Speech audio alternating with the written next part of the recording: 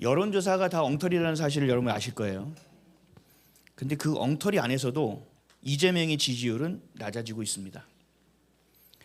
말도 안 되죠. 아직도 50%래요. 제가 볼 때는 10몇 프로 될 것 같은데 왜 지지율이 낮아지냐? 부정선거 때문입니다. 선관위에서 문제가 발생을 했지만 그리고 모든 국민들이 알고 있지만 나서서 이것을 해결을 못합니다. 왜요? 공범이 뭐 할 말이 뭐가 있겠습니까? 밝혀지면 끝나는 일인데 그래서 못 움직입니다. 그래서 지지율이 떨어집니다. 그래서 그래도 대통령이 할 말은 해야 될 거 아닙니까? 본인이 그래도 그 위치에 있으니. 그래서 이렇게 얘기합니다. 선관위가 한 일은 황당하지만 부정선거로 몰이하는 것은 용납할 수 없다. 아주 이런 말을 할 땐 참 대단합니다. 요리조리 잘도 빠져나갑니다. 그러니까 선관위를 통해 꼬리 자르기를 하려고 하는 거죠. 그냥 밝히면 되지 않습니까? 그냥 밝히면 끝나요. 근데 이거를 하면 안 되니까 딴소리만 해야 되는 겁니다. 정치권에서도 이 선관위 문제로 국조특위를 만들었습니다. 국조특위. 그 조사를 한다는 거죠. 그 위원장이 누구냐? 대표적인 애추파도스인 윤상현입니다. 그리고 그 조사를 하는 사람 중에 위원 중에 한 명이 부정선거를 음모론이라고 얘기하는 이준석도 함께 있습니다. 여러분 이게 조사가 되겠습니까? 이게 좀 무슨 장난을 치는지. 정말 국민들을 정말 뭐로 보는 겁니다. 이건 특검이 반드시 돼야 됩니다. 특검이 된다고 하더라도 어떻게 될지 모릅니다. 다 자기네 판이니까. 그러니까 민주당은 특검도 하기 싫은 거예요. 어떻게 될지 모르니까. 그러니까 특검이 아닌 개헌을 하자. 그래서 선관위를 해체하고 감사원의 감사도 받게 하겠다. 우리가 들을 때는 이거 좀 뭔가 움직임이 있는 거라고 생각하죠. 아니요. 눈 가리고 아웅입니다. 입법기관인 국회를 누가 잡고 있어요? 행정기관인 정부를 누가 잡고 있어요? 감사는 누가 해요? 자기네가 하겠다는 겁니다. 자기들 마음대로 하겠다는 겁니다. 그러니까 특검하면 되고 밝히면 되는 일을 굉장히 어렵게 가져가고 있는 겁니다. 있다는 얘기죠. 무언가가. 이건 어린아이들도 알 것입니다. 묵인하고 방조하는 차원이 아니라 이거는 공범이 되는 겁니다. 전부 다. 선관위는 반드시 특검을 받아야만 합니다. 특검을 외치지 않는 자 그리고 부정선거, 재선거, 당일 투표, 수개표를 말하지 않는 자들은 부정선거를 하고 있는 한 통속으로 봐야 되지 않을까 싶습니다.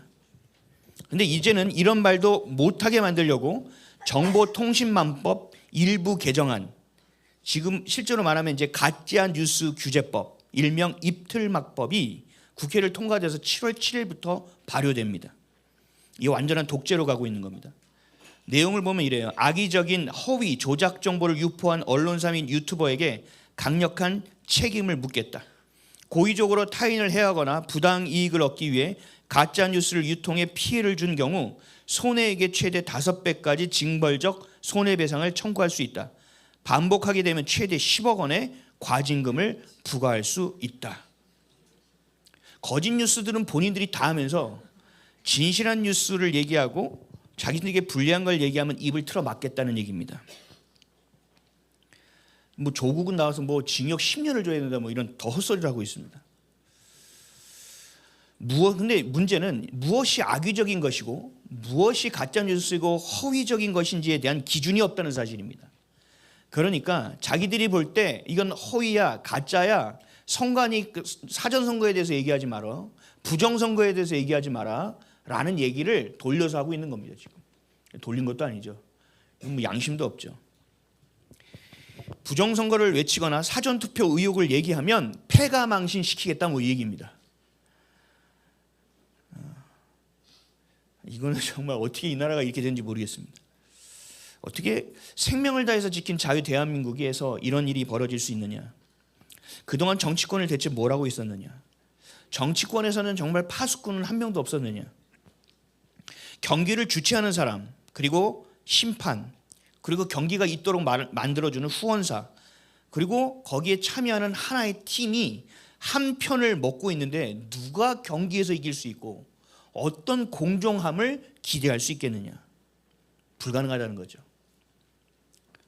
제가 뉴스를 좀 찾아봤어요. 이 내로남불을. 김대중은 북한의 액면상 7,500을 보냈답니다. 아마 더 보낼 수도 있겠죠.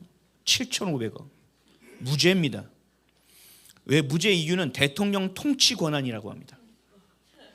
윤석열 대통령의 비선계함도 엄연한 고유한 대통령의 통치 권한인데 내란 우두머리랍니다. 문재인은 국가기밀이 담긴, 근데 거기 뭐가 담겨 있는지 몰라요. 지금 USB에. 그걸 묶어놔 버렸어요. 근데 기각입니다. 기각은 조사도 하지 않았다는 얘기입니다. 김정은에게 어떤 것이 담겨 있는지 모르는 USB를 줬는데 기각입니다. 조사도 하지 않습니다.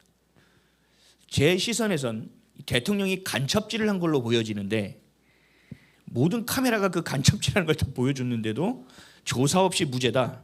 어이없습니다. 이재명도 마찬가지죠. 방북을 위한 뇌물을 100억 정도 줬다고 하죠. 뭐 무슨 말 안장도 줬다는데. 근데 재판이 중단됐죠.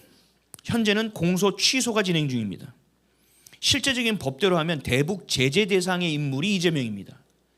그리고 미국 형사법원 재판장의 죄인으로서도 할 말이 없는 사건이 있는 사람입니다. 근데 버젓이 대통령의 자리에 앉아 있습니다. 마음이 어렵고 마음이 힘듭니다. 도대체 이게 우리가 꿈꾸고 있는지 모르겠습니다. 이제는 입도 틀어막히고 홍콩처럼 되는 게 아닌지 심히 걱정되고 두렵습니다. 홍콩의 내용을 제가 찾아봤습니다. 홍콩에서 시위했던 내용들을 찾아보니까 경찰 추사는 맨날 적게 하고 실제적으로 모였던 게 100만, 200만이 모여서 평화적인 시위를 했던 적이 있었더라고요. 홍콩에서. 어떤 분이 얘기하셨어요. 국민의 3.5%가 평화적으로 거리에 나오면 변화가 가능할 것이다. 그래서 3.5%를 추산해 보면 약 수치상으로 170만 명 정도 됩니다. 그러면 해결될까요? 저는 부정적인 입장입니다. 악을 선하다 말하고 선을 악하다 말하며 마치 북한의 주체 사상처럼 입과 귀를 막고 괴벨슬처럼 거짓 선동만 계속해야 되는데 이게 가능하겠습니까? 한쪽에서는 올림픽 공원에 모여서 청년들이 씻지 못하고 집에 가지도 못하고 밤을 새면서 그 자리에서 재선거를 외치고 있는데 한쪽에서는 여전히 자신의 인생을 그대로 살아가고 대한민국을 외치며 축구를 보고 있는 이 현실 속에서 뭐가 될 수 있는지를 저는 모르겠습니다. 여러분 이게 가능하겠습니까? 이 대한민국이 정상화가 된다는 것이 가능합니다. 하나님이 계시기 때문입니다. 대한민국을 향한 하나님의 부르심은 여전히 유효하기 때문에 그렇습니다.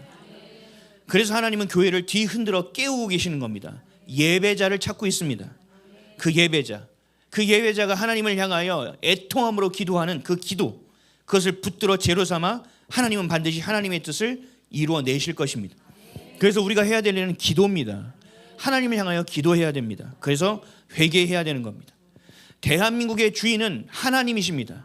대한민국을 통치하시는 분도 하나님 한 분밖에 없습니다. 그래서 그 통치자에게 우린 다시 구해야 됩니다. 우리를 긍휼히 여겨 주시옵소서.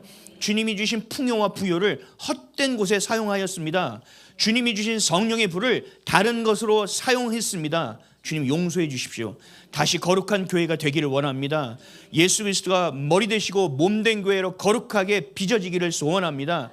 예수님이 오시는 그 길을 준비하고 예비하는 민족이 되게 해 주십시오 라고 우리는 깨어 기도해야 된다는 것입니다. 그럼에도 왜 회개해야 되는지를 모르는 사람들이 있어요. 왜 회개해야 되냐? 초량교회에서 이미 회개를 끝냈다. 그래서 인천 상륙장천도 되고 하나님께서 이렇게 대한민국을 풍요롭게 해주신 것이다. 맞아요. 저는 맞다고 봐요. 근데요, 지금까지 흘러온 한국교회 열매를 보세요. 여러분이 살고 있는 한국교회 모습을 보세요. 회개가 끝났습니까? 이게 회개의 열매입니까? 아니잖아요. 엉망진창이잖아요. 교회가 더 비루해졌잖아요. 경건을 잃으니 맛을 잃어버리니까 세상에서 발로 치고 밟히는 교회가 돼버렸잖아요. 이제는 개독교도 아니에요. 기독교는 신경도 안 써요. 기독교 안에 뭐가 있어요? 큰 교회 가서 그 이재명도 가서 예배 중간에 올라가서 갑자기 혈압이 올라네. 그런 일들이 있고 하여튼 부정선거로 된 사람들 교회 초대해서 막 기도해주고 그냥 이게 지금 우리가 회개가 된 겁니까? 한국교회가? 천만에요. 여러분 좌파가 뭐라고 말하든 신경 쓰지 마세요. 거기에 반응해서 하나하나 응답하려고 하지 마세요. 저도 오늘 아침도 댓글 달았어요. 어제 또라이라는 소리 또 들었어요. 저도 욕 많이 들어요. 근데 저는요 그거 보자마자 지워요. 너도 또라이? 이러면서 지워요. 그리고 주님 앞에서 안에서 주님의 이름으로 핍박받는 것은 굉장히 기쁜 일이에요. 그 정도 또라이라고 하는 건 너무 가뿐하지. 힘을 안 뱉은 게 얼마나 다행이에요. 그것도 감사한 거죠. 여러분 지금은 다른 거 신경 쓸 때가 아니에요. 하나님의 시선을 보세요. 하나님의 마음을 헤아릴 수 있어야 돼요. 여러분의 분노로 나가는 것이 아니라 하나님의 뜻이 무엇인지를 보아야 돼요. 지금 하나님의 심판이 쏟아지고 있기 일보 직전이에요. 지금 그 가운데서 우리가 해야 될 것은 뭐냐? 하나님의 부르심을 위해서 준비하고 훈련되어지는 것이 우리가 지금 해야 될 일이에요. 그럼 나와 여러분은, 저와 여러분은 무엇을 하며 살아갈 것이냐? 어떻게 할 것이냐? 무엇을 할 것이냐? 이것을 주님 앞에 기도하며 회개하며 준비되어져야 되는 시간이라고 여러분 보셔야 됩니다. 그러니까 TV 틀고 뭐 아이고 저놈 욕하지 마. 그럼 TV를 틀지 마세요. 뭐 보면서 아우 저놈 새끼 그러지 마세요. 하나님은요 그들에게 눈길을 주지 않아요. 여러분을 보시는 거예요. 나를 보는 거예요. 그러니까 저도 기도하는 거예요. 하나님 저를 봐서라도 하나님 좀 살려주세요. 하나님 지금 무릎 꿇고 있잖아요. 회개하고 있잖아요. 저를 봐서라도 우리 교회에 나오시는 성도님들 주님 깨워주세요. 그렇게 기도하는 것처럼 여러분들도 하나님 나라의 증인으로서 살아가셨으면 좋겠습니다. 북한에 포로로 메어 있는 2,500만 동포도 있지 않습니까? 우리가 해야 될 일이 참 많습니다. 그들을 향해 뛰쳐가는 그날을 준비해야 됩니다. 하나님 그 길을 열어주셨을 때 대륙을 향하여 예수 그리스도의 복음을 들고 뛰쳐나가는 그때를 머릿속에 그리면서 여러분 반드시 준비되셔야만 됩니다. 그래서 그렇게 주님께서 행하시는 일을 우리의 눈으로 목도할 수 있도록 여러분이 곳곳에서 증인이 되는 인생을 살아가시기를 예수 그리스도의 이름으로 축복합니다. 아멘. 세상으로 우리 눈으로 보면 될 수 있는 게 하나도 없어요. 더 악해지면 악해졌지. 근데 하나님을 보면 소망이 생기는 거. 아까 우리 찬양했잖아요. 예수님만이 우리의 산 소망이 되신다. 아멘이시죠? 우리 계속 끝없이 포기하지 말고 기도하는 저 여러분 되시기를 축복합니다.